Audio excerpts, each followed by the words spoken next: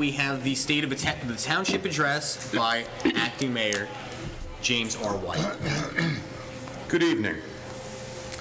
It has been the tradition for the mayors to come up and give the State of the Township address as is dictated in the municipal code. And normally what they have done in the past is go over all of the accomplishments from the various departments.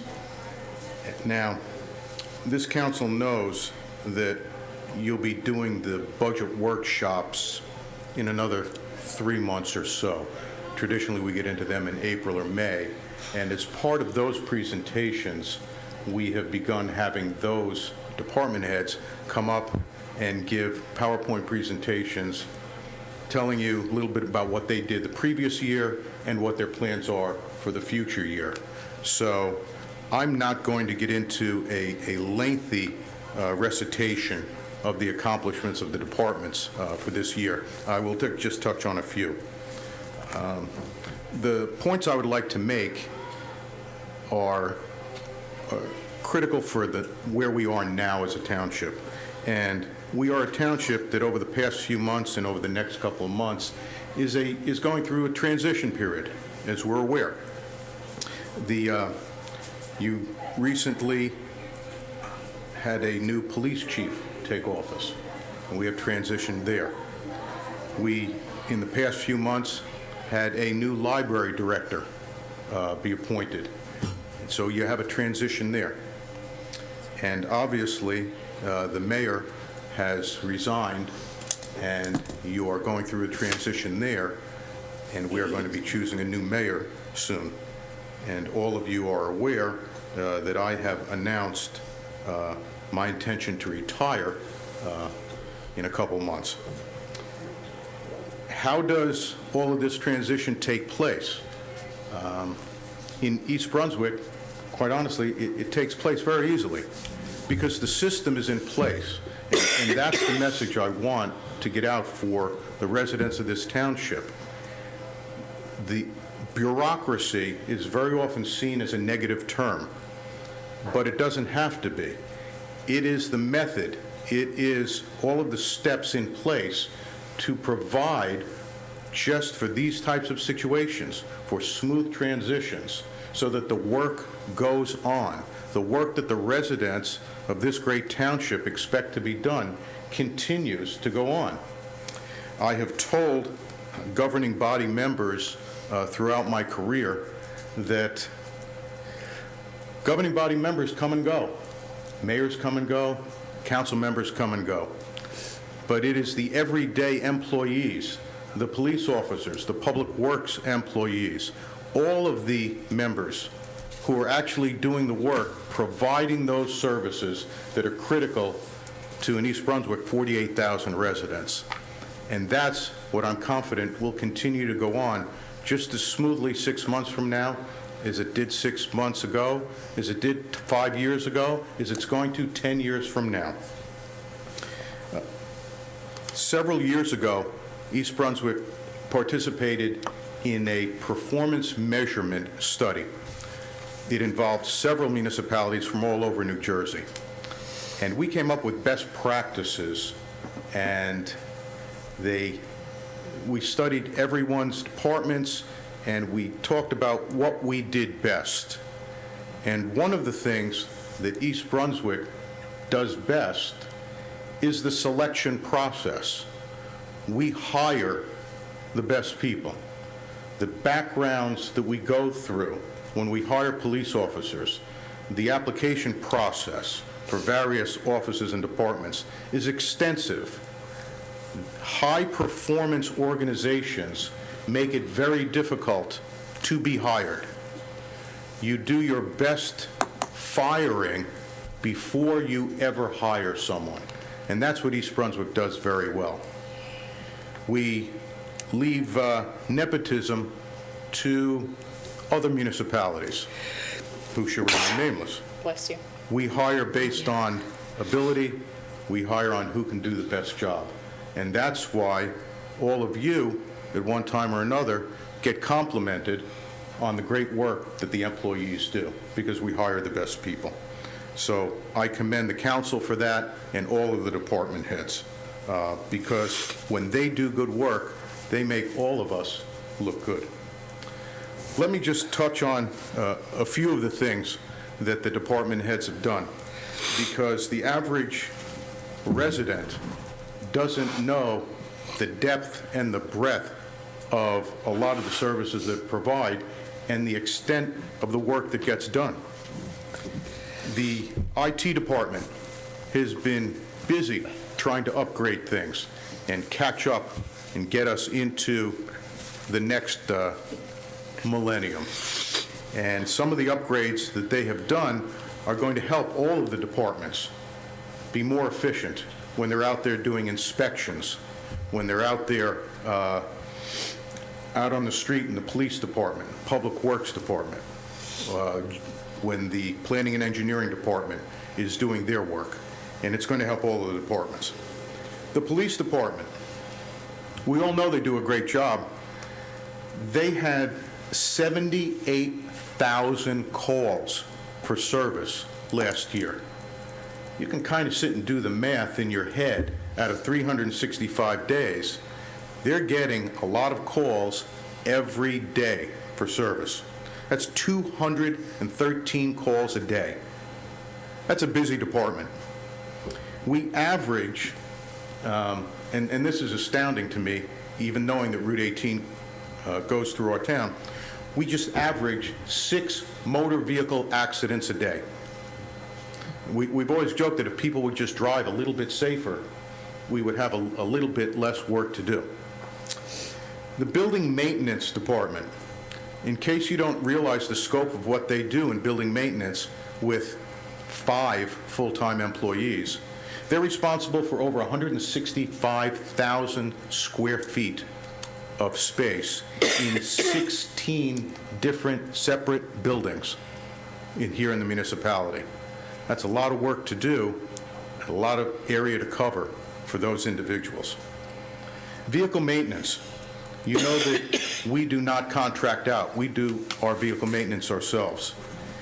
Vehicle maintenance, again, with a total of 6 employees. They take care of 232 vehicles and 65 pieces of heavy equipment. Again, if you look at an industry standard for how many pieces of equipment one person can be responsible for, that's amazing that they get the job done. The library had a circulation last year of 739,000. That's astounding. That's a huge number. It's, as far as I know, the busiest municipal library in the state of New Jersey, and it's constantly winning awards as one of the best libraries, if not the best library in the state of New Jersey. They had 383,000 visitors to the library. Again, do the numbers there. That's more than 1,000 per day, every day, day in and day out. The Parks and Recreation Department, you've all attended some of the special events that they do. I don't have to tell you the tireless efforts of the department head, Mike Reisner. They're in charge of 400 separate programs, 16 special events last year. Those programs affected 5,000 residents. They took advantage of those programs. And those special events, approximately 15,000 people attended those special events. I'm not even counting the Jax concert. The water park alone had 80,000 people attend during the past summer.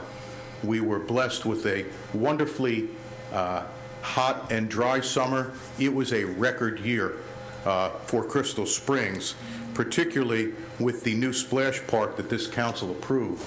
It turned out to be a great attraction. The assessor's office, we believe, turned a corner, ladies and gentlemen. We know what the economy was doing a few years ago. We know that our rates were going down as far as our total assessed value. We believe we've turned the corner because we now have an increase in our tax base this year for the first time in several years. So that is a good sign that at least in East Brunswick, the economy has turned around. The Finance Department, we have, as a municipality, a AA+ bond rating. That's a wonderful bond rating for a municipality. I won't mention what the state bond rating says. I will if you see me afterwards. Our level of indebtedness, and you have a bond ordinance scheduled for your action tonight for our road program. You're allowed, in general terms, you're allowed to have total indebtedness equal to 3% of the total valuation of the township. We have approximately 0.5% indebtedness. We are far below what the conservative state of New Jersey would allow us to borrow. And I know that there's a question every once in a while from residents and from council members, well, we're taking on this new debt, are we getting near our debt limit? We aren't even close to our debt limit. 0.5% when we're allowed to go up to 3%. It's good fiscal planning. The municipal court, we live in a very safe town, but even the municipal court had 20,000 cases heard last year. That's a lot of cases. That's why they have to meet so often. If people would just slow down, or on the other hand, keep speeding, and we'll keep giving you reminders to try to shape your behavior. Planning and Engineering Department, remember that includes the Division of Inspections. The two combined fielded 30,000 phone calls during the year.